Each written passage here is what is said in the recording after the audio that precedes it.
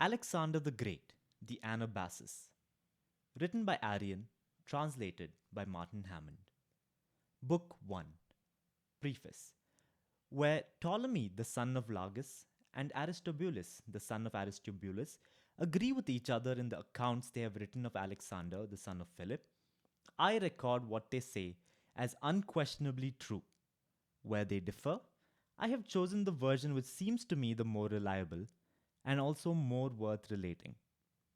There have indeed been various accounts of Alexander, and no one else has been the subject of so many writers with such discrepancy between them. But I have taken the view that Ptolemy and Aristobulus are more reliable in their narrative.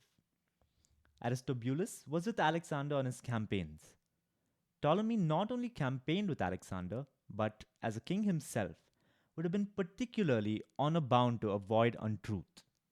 And both composed their accounts when Alexander was dead, and there was no compulsion or profit in writing anything other than what actually happened. I have included also some material from other writers when I judged it worth relating, and not wholly implausible, but this material I record simply as stories told about Alexander. And if anyone is inclined to wonder why, with so many histories already written, I should have conceived the notion of writing this history of my own, he should save the question until he has read through all those other works and then taken up mine. History relates that Philip died in the year when Pythodolus was archon at Athens, 336 BC. That on succeeding to the throne as Philip's son, Alexander marched to the Peloponnese, and that Alexander was about 20 years old at the time. Once there he called a meeting of the Peloponnesian Greeks and asked them to give him the leadership of the campaign against Persia, which they had already granted to Philip. His request was agreed by all the various states except the Spartans. They replied that it was not in their tradition to follow others but to take the lead themselves. There had also been some stirrings in Athens, but the Athenians were thrown into consternation by this early arrival of Alexander and offered him yet more honors than had been given to Philip. Alexander returned to Macedonia and began preparations for the expedition into Asia. With the coming of spring, he marched to Thrace against the Triballians and Illyrians, having heard that these tribes were restless. As they bordered his own territory, he had further reason for wanting them completely crushed. He could not leave them behind in any other state, while he set off on an expedition so far from home. Starting from Amphipolis, he struck into the region of Thrace, inhabited by the so-called independent Thracians, keeping the city of Philippi and Mount Orbalis on his left. He crossed the river Nestis and is said to have reached Mount Haemus on the 10th day after that. There he was met in the narrows of the approach to the mountain by a large number of armed locals and the independent Thracians. They had occupied the high point of the Haemus Pass along the army's route and were equipped to block its advance. They had collected wagons and positioned them in front of their troops as a stockade for a defensive action if they came under attack. But they also had the plan of letting the wagons roll down on the Macedonian phalanx as it came up through the most precipitous stretch of the mountain.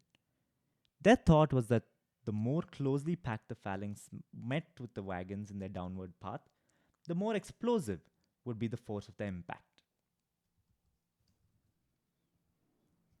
Alexander debated how best to cross the mountain in safety. He decided that the risk must be taken as there was no other way through and gave his orders to the hoplites. When the wagons came down the slope, those with room to move on level ground should break ranks, stand apart, and let the wagons roll through the gap. Those who were trapped were to crouch in close formation, some actually face down on the ground, linking their shields tightly together so that with luck, the wagons bearing down on them would have the momentum to shoot over them and pass harmlessly on their way. In the event the supposition in Alexander's orders proved correct, one part of the phalanx divided and the wagons rolled over the shields of the rest with little damage done. Nobody died under them. Now that the main object of their dread had turned out to be harmless, the Macedonians took heart, raised a shout, and charged at the Thracians. Alexander ordered the archers on the right wing, the easier side for this purpose, to advance in front of the phalanx and shoot at the Thracians wherever they attacked. He himself took the royal guard, the foot guards, and the Agrianians and led them on the left. So then, with a constant shooting, the archers kept back any Thracian attempts at a sally, and when the phalanx came to close quarters, it had little difficulty in dislodging from their position an enemy consisting of light armed troops and poorly equipped barbarians. The result was that the enemy did not wait to face Alexander's attack from the left, but threw away their arms and each man for himself fled down the mountainside. Their dead numbered some 1,500. Few of the men were taken alive. They were fast runners and knew the local terrain. But all the women who had come with them were captured, together with the children and all their valuables.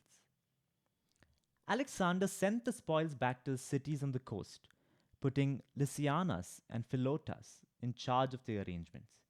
He himself crossed the ridge and marched on over Haemus towards the Tribalians, reaching the river Liginus, which is 3 days' march from the Danube in the direction of Haemus.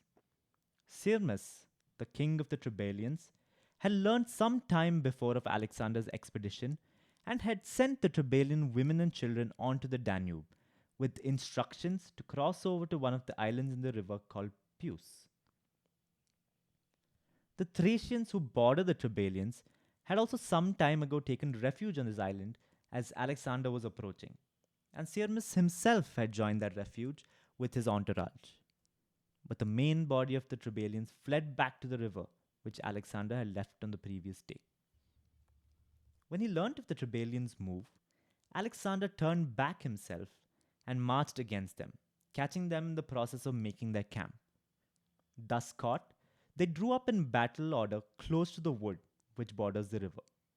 In response, Alexander advanced his phalanx in deep formation and ordered the archers and slingers to run out ahead and start shooting volleys of arrows and slingshots at the barbarians, as a means of provoking them to move into open ground away from the wood. When the range had shortened and the barbarians came under fire, they rushed forward to get hand to hand with the archers, who were otherwise unarmed. Having drawn them out from the wood, Alexander ordered Philotas to take the upper Macedonian cavalry and charge their right wing, where the surge had made most ground. Heraclides and Sopolis were ordered to lead the cavalry from Boteia and Amphipolis against the left. He himself led the infantry phalanx, with the rest of the cavalry ranged in front of it against the center. At the skirmishing stage, the Tribalians did not have the worst of the encounter, but once the phalanx attacked with full force in close order, and the cavalry, no need for the javelins now, were simply riding them down with the horses in charge after charge, they turned and fled through the wood towards the river. 3,000 of them were killed in the rout, but only few of the fugitives were captured alive, as the wood in front of the river was very thick and the onset of night denied the Macedonians a thorough search. Of the Macedonians themselves, Ptolemy reports that 11 cavalry were killed and about 40 infantry. On the third day after the battle, Alexander reached the river Danube. This is the greatest river in Europe, with the longest course across the continent, and forms a natural barrier to some very warlike tribes. Most of these are Celts. Indeed, the source of the river rises in Celtic territory, the furthest of whom are the Quadi and the Marcomanni. The river then passes the Aeziges, a branch of the Sauromete, onto the Geti, who think themselves immortal, onto the main body of the Sauromete, and on past the Scythians all the way to its outlets, where it disgorges through 5 mouths into the Black Sea. At the Danube, Alexander found the warships which had come to meet him from Byzantium after passage through the Black Sea and up the river. He filled them with archers and hoplites and sailed against the islands where the Tribalians and Thracians had taken refuge, trying to force a landing. But the barbarians offered opposition on the bank wherever the ships came in towards land. The ships were few in number, with only a small force on board. Most part of the island were too steep for landing, and the current running past the island, as happens in a narrow channel, was swift and hard to negotiate. At this point, Alexander withdrew his ships and decided to cross the Danube against the Geti, who lived on the far side of the river. One reason was that he could see large numbers of them gathered on the bank, ready to oppose a crossing. There were some 4,000 cavalry and more than 10,000 on foot. But he was taken with a yen to go beyond the Danube. He himself joined those on the ships, but he had the men stuff their leather tent covers with hay and collected from the locality as many as possible of the dugout canoes, which were in plentiful use among the river dwellers for fishing in the Danube and occasional visits along the river to their neighbors, mostly for purposes of plunder. In this way, he ferried across as many of his troops as the means available would accommodate. Those crossing with him amounted to some 1,500 cavalry and about 4,000 infantry.